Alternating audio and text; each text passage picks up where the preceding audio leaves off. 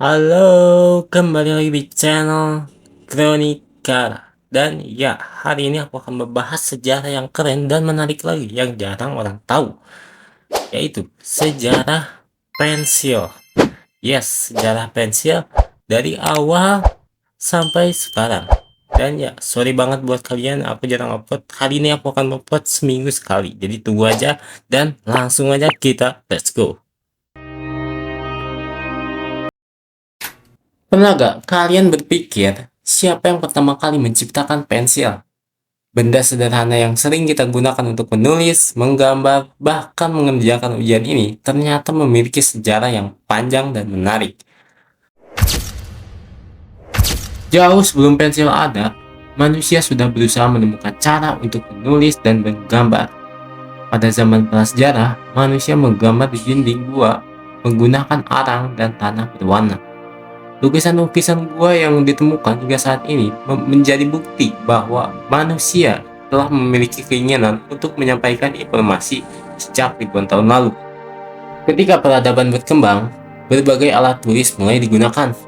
Bangsa Mesir kuno menulis di atas papirus menggunakan tinta. Bangsa Romawi menggunakan alat bernama stylus untuk menulis di atas lempengan lilin. Pada abad pertengahan, pena bulu menjadi alat tulis yang populer di Eropa. Perjalanan menuju pensil modern dimulai pada tahun 1564 di daerah Barodel, Cumbria, Inggris. Menurut cerita yang populer, setelah terjadi badai besar, akar-akar pohon yang tumbang menyingkap suatu bahan hitam yang belum pernah dilihat penduduk setempat. Bahan tersebut tampak seperti batu hitam, tapi memiliki sifat yang unik.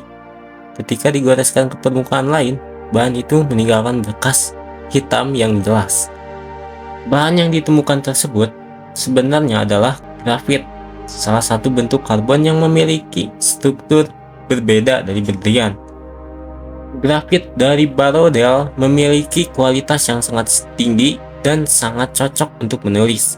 Karena kualitasnya yang luar biasa, tambang grafit di daerah tersebut menjadi sangat berharga. Pada awalnya, grafit digunakan secara langsung. Orang-orang memotong grafit menjadi batang kecil lalu menggunakannya untuk menulis atau memberi tanda. Namun, penggunaan grafit murni memiliki masalah.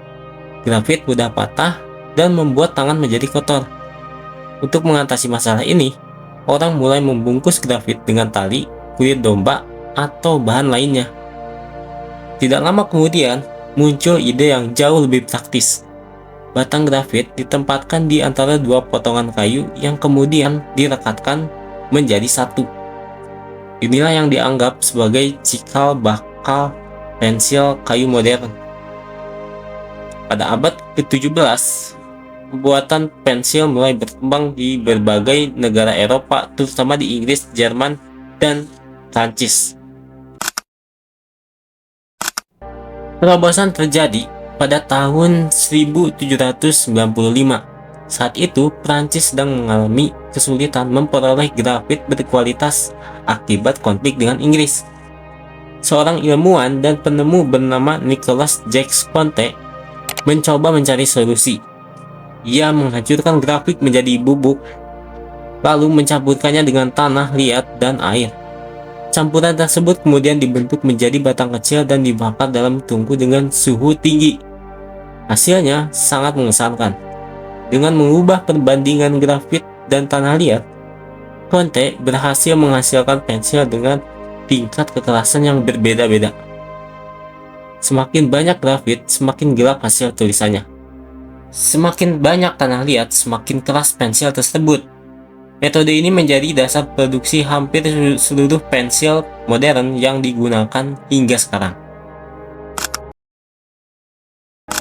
Berkat metode Conte, berbagai jenis pensil dapat dibuat sesuai kebutuhan. Huruf B berasal dari kata black, yang berarti menghasilkan warna yang lebih hitam dan pekat. Huruf H berasal dari kata hard, yang berarti lebih keras dan menghasilkan garis yang lebih tipis. Sedangkan HB merupakan kombinasi keduanya. sehingga menjadi jenis pensil yang paling umum digunakan untuk menulis.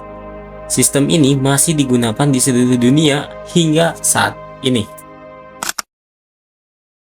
Pada abad ke-19, industri pensil berkembang sangat pesat. Salah satu perusahaan terkenal yang ikut mempopulerkan pensil adalah Faber-Castell, yang didirikan pada tahun 1761 dan masih beroperasi hingga sekarang. Pabrik-pabrik pensil mulai memproduksi jutaan batang pensil setiap tahun. Dengan produksi massal, harga pensil menjadi lebih murah sehingga dapat digunakan oleh hampir semua kalangan masyarakat. Sekolah-sekolah mulai menjadikan pensil sebagai perlengkapan wajib bagi para siswa. Jika kalian memperhatikan, banyak pensil di dunia berwarna kuning. Tradisi ini mulai populer pada akhir abad ke-19. Saat itu, produsen pensil ingin menunjukkan bahwa mereka menggunakan grafit berkualitas tinggi yang berasal dari Asia. Warna kuning dipilih karena dianggap melambangkan kemewahan dan kualitas tinggi. Sejak saat itu, warna kuning menjadi salah satu warna pensil yang paling dikenal di dunia. Memasuki abad ke-20, muncul inovasi baru yaitu pensil mekanik. Berbeda dengan pensil kayu yang harus diraut, pensil mekanik menggunakan isi grafit yang dapat diganti ketika habis.